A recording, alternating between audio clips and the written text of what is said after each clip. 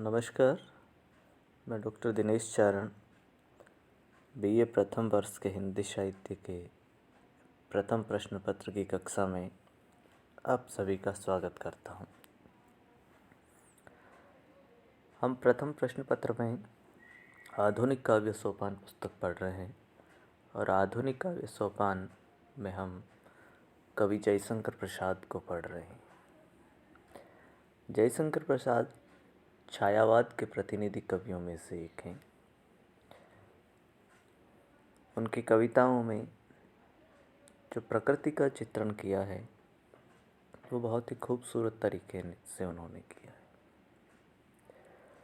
हमारे पाठ्यक्रम में शामिल उनकी कविता जो आज हम पढ़ेंगे उसका शीर्षक है बीती विभावरी जागरी।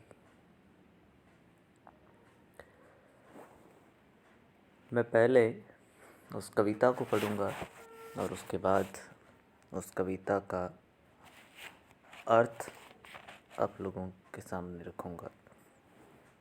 कविता इस प्रकार है। बीती विभावरी जागरी, अंबर पनघट में डुबो रही तारा घट उषा नागरी। खग कुलकुल सा बोल रहा, किसलई का अंचल डोल रहा।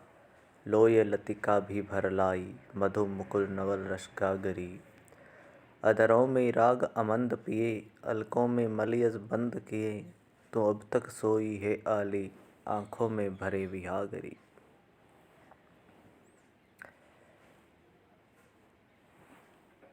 जयशंकर प्रसाद के काव्य संग्रह लहर से ये कविता ली गई है।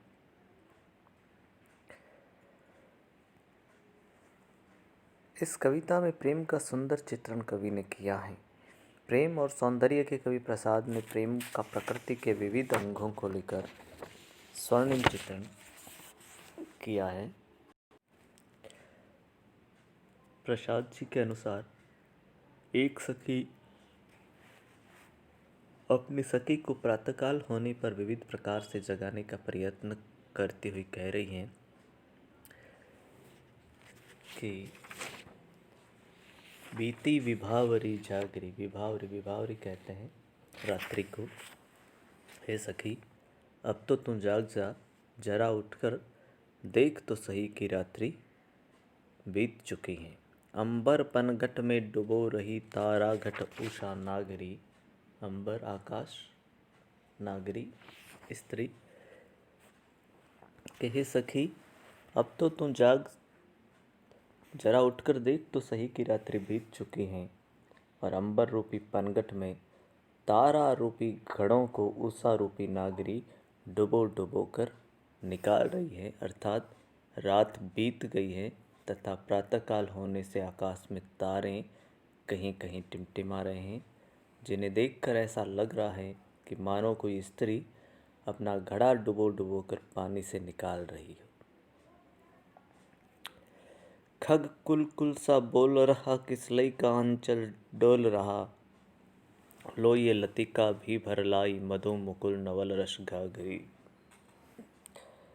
चारों तरफ पक्षियों का कुल, पक्षियों का समूह नदी की बहती धारा के समान कुल कुल कल कल की ध्वनि करता बोल रहा है और ठंडी मंद मंद हवा चलने से कोमल पत्तों का आंचल भी हिल डुल रहा है, कंपन कर रहा है। हे सखी,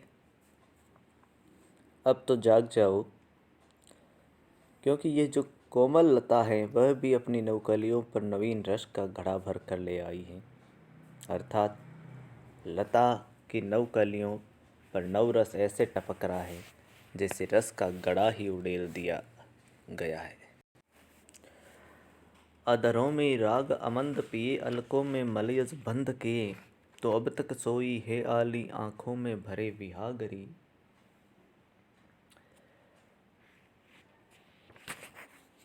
अधरों में राग अमंद पिए, अमंद कहते हैं तेज, और अलकों में मलयस बंद किए, मलयस कहते हैं सपना।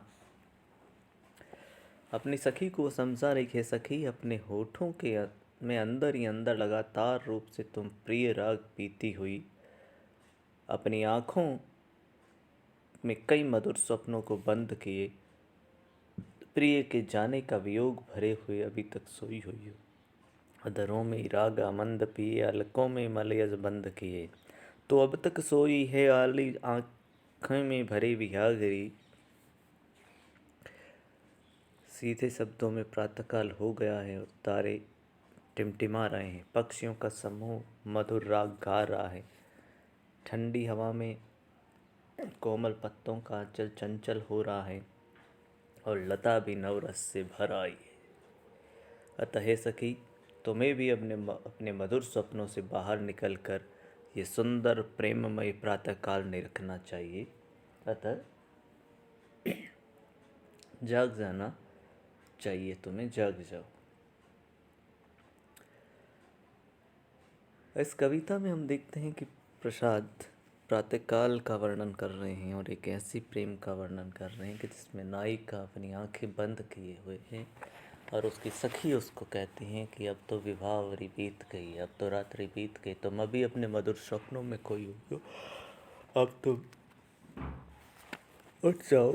देखो, ये पक्षी कल कल बोल रहे हैं, ये लताएं भी नवरस भर करके लेकर के आ रही हैं। आकाश में ऐसे लग रहा है जैसे कि कोई स्त्री अपने घड़े को पानी में डुबो करके बाहर निकाल रही है और वापस डुबो रही है। उसी प्रकार से तारे टिमटिमा रहे हैं। प्राकृतिक सौंदर्य एवं प्रेम का परिष्कृत भाषा शैली में चित्रण किया गया है इस कविता में। संपूर्ण कविता में हम देखते हैं कि तत्सम शब्दों के साथ संगीतात्मकता तथा अलंकारिकता की प्रधानता है। कोमल कल्पना की रंगीनी में सांगरूपक, उत्प्रेक्षा, अनुप्रास, उपमा, पुनरुक्ति, प्रकाश अलंकार आए हैं। माधुर्य व प्रसाद को उनका कवि ने यहाँ अपनी कविता में प्रयोग किया है। इस कविता में अगर कहीं कुछ समझ में नहीं आया है तो पुनः आप मुझसे पूछ सकते हैं। धन्यवाद।